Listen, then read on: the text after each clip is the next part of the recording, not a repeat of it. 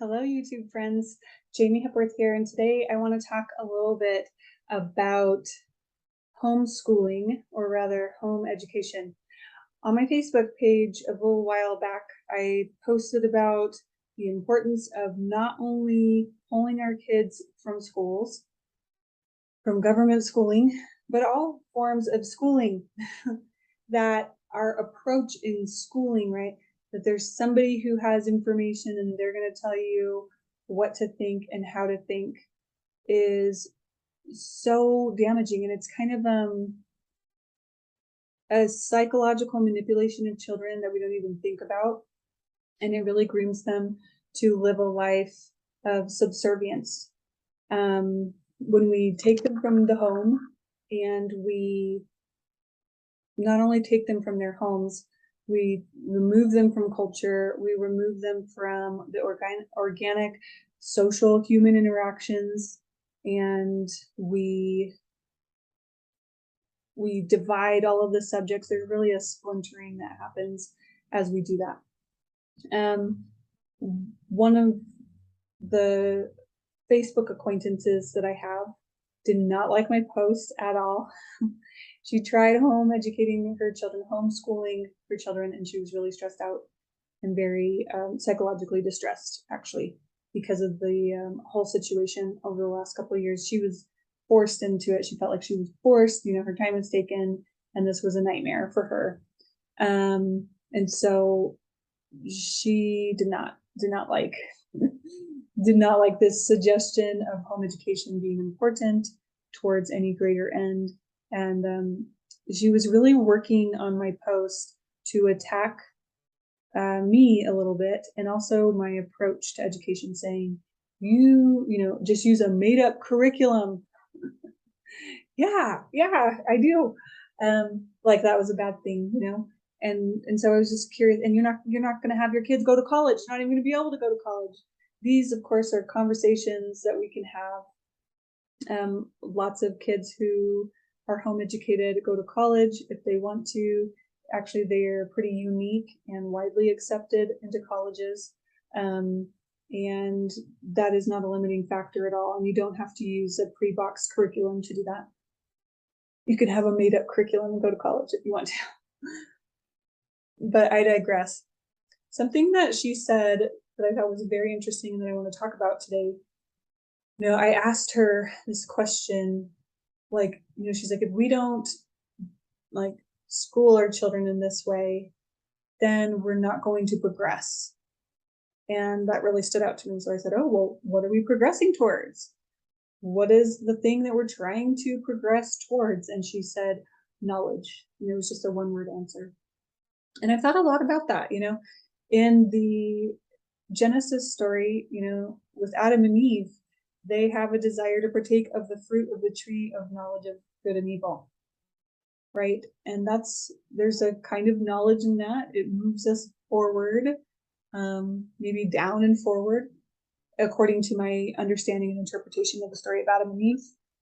It wasn't a sin, but a transgression. So they technically weren't doing what God asked them to do, but it helped to bring things forward and to make it possible for Adam and Eve to have posterity, to have children, but they wouldn't have had children otherwise. And so this idea of pursuing knowledge, though, a lot of people believe it's sinful to have knowledge. It's like, oh, we don't want to have knowledge of just all the things, like Adam and Eve shouldn't have done that, and we wouldn't be in this situation now. That's like the story that people tell about the Adam and Eve situation. We would all be hanging out in the garden having a wonderful time. And it's like, well, there's snakes in the garden, so maybe not. But the partaking of the tree, right, this pursuit of knowledge, it just seemed very deep to me that it was very important to her that we progress towards knowledge. And I think it's a fundamental question that we need to ask ourselves when we are deciding what it is that we want to do with our children with regards to their education. What is the knowledge that matters most? What is that knowledge? And I would propose that every parent is going to have very different answers to that. about what actually matters to them and what they're raising their children up to be and to do, and what world perspective that colors their just the way that they look at the world. And to me, my top priority is to help my children know that Jesus is the Christ and to know how to live a life that is covenanted to follow him and to live a life like he did through his grace and merits and support and help. And like, that is my goal to help my children fulfill the Christ-like missions that they have to fulfill in life.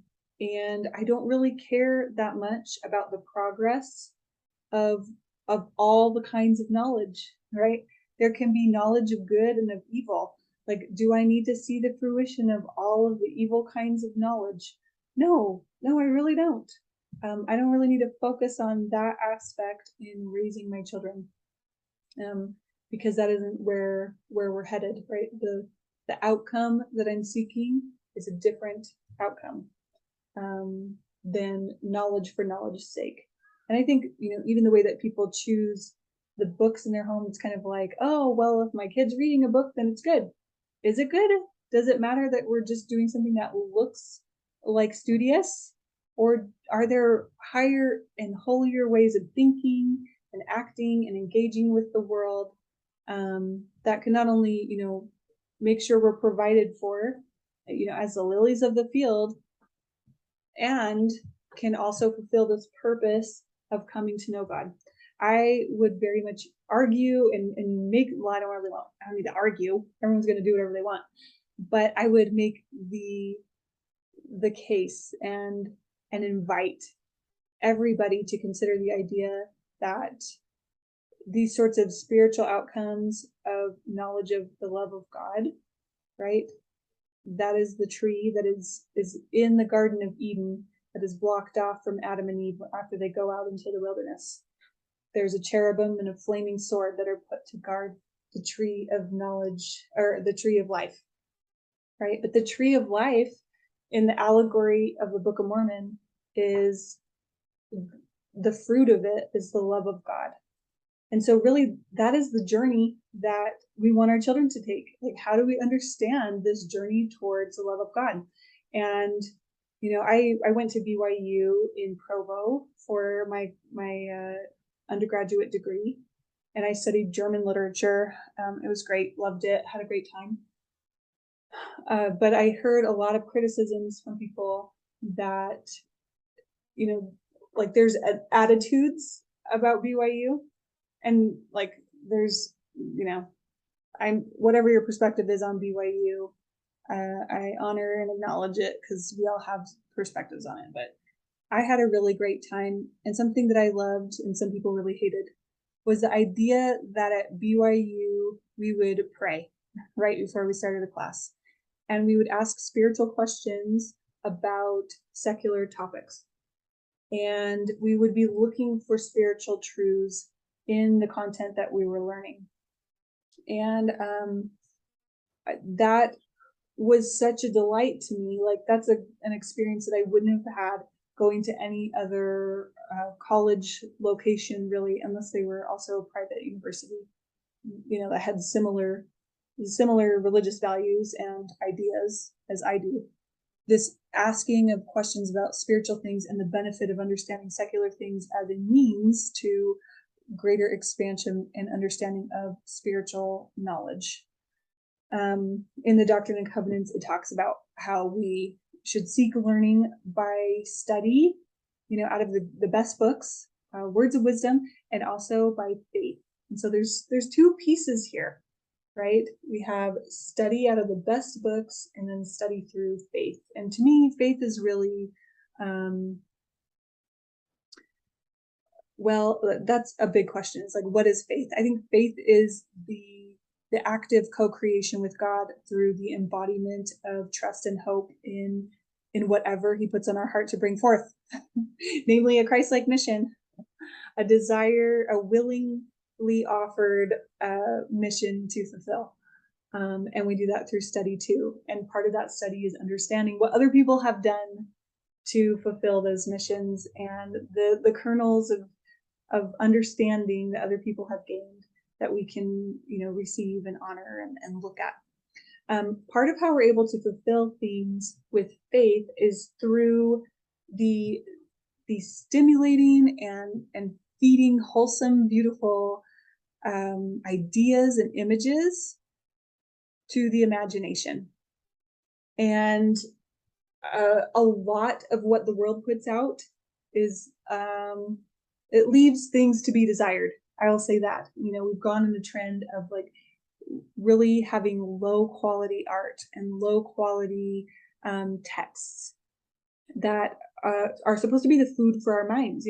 People talk a lot about the kinds of foods that they will eat, and we have lots of strong opinions about the best approach for what is healthiest and how do you feed your kids. And there's all kinds of debates about food, but I don't often see that we're so picky about the kinds of things that we're feeding our children's minds, and we're feeding their hearts by not only the materials that we choose to keep in our home to help support the education of our children, but the ways that we interact with each other and the kinds of visions of the future that we're constantly crafting together as a family and bringing those things to fruition. I want to share so many more thoughts, about 9 hours more of thoughts on this subject of the importance of not only a home education to get out of the system, but also a home education that is based on correct principles and that is done in such a way that hearts and vision can be inspired towards living a Christ-like mission. I think that is and not only a Christ-like mission, but also to live with more joy with our children, to live consistently with more delight and connection. Those to me are the ultimate goals of being a parent, and the things that will enrich my child's life, all of my children's lives, the most. Do they know how to live after the manner of happiness? And do they know who to look to for a remission of their sins? Do they have a knowledge of God and know how to live the life that God would have them live and that they would live, and to use up their life in service of God in a joyful way? How do you teach that to children? How do you make every aspect of the things that you bring into your home and things that you keep out and the materials that you use and the approach that you take to increasing in knowledge, how do you make all of those things help to foster a greater expression of knowledge in our love of God and our reception of the Savior in our hearts? This is a question that I've been thinking about for a really long time, and I have lots of experience, and I have 2 friends who are going to be teaching this class with me who also have lots of experience, not only home educating our children, but participating in educational commonwealths where we are implementing approaches that respect agency and implement some of these same ideas. But I've never talked about all of these concepts and all of my opinions about homeschooling or home education from the context of the gospel, and with lots and lots of scriptures to back up the positions and the approaches. And that's what I'm doing. Starting on August 18th, and if you're watching this video after August 18th has passed, know that this course is available. It is all going to be loaded into my portal, so you can have access to it after the 18th. You can buy this course anytime. But starting August 18th and then also on August 25th and September 1st, I'm going to record a 3-part course where I go over all of the ways that you can cultivate a home education approach and nurturing systems and vision in line with supporting families who want to make, keep, and receive the fruit of their covenants. Like, that's the goal. In order that their families can have maximum joy and that they can come to really know their Savior better and fulfill Christ-like missions. That's the goal. How do you do that? I can totally show you how, and it is going to be a wonderful, wonderful course. I would love for you to join me, and know that each of the classes, if you're seeing this before August 18th, 2022, all of the classes, they're going to be a 2-hour-long class, but there'll be an hour-long Q&A session after each class. So if you would like to ask your personal questions to me or to Nancy Jones or Mikkel Shea, my co-mentors for this course, we will be available to answer questions, and it's going to be so enriching. We're going to all be looking for and learning the patterns of Zion in a home education. I would love for you to join us and to experience a totally different approach to whatever you thought it meant to educate your children. Joining this course will save you at least a decade, at least a decade of floundering. And we're going to provide a lot of tools that help you know how to navigate the resistance that you have inside to letting go the old ways of approaching how your children are educated, right? Or schooled. I'd say schooled. It can be hard to let go of the schooling aspect when we're so used to thinking about education in one way. I know that was really hard for me when I started to work with my children in a more academic or educational sense. I was trying so hard to recreate what I saw in the public school system at home. And every time I did that, I felt more and more frustrated and more tired and understandably cranky with my kids.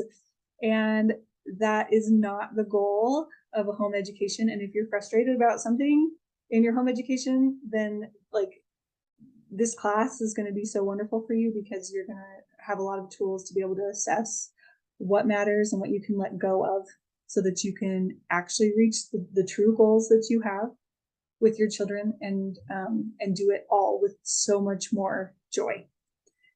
Join me August 18th or anytime after that in my Patterns of Zion in Home Education course. And the link to sign up is going to be below in the description. Thanks for watching, and please subscribe. I have a lot more great content coming, and I'm excited to share it with you. Have a wonderful day. Bye.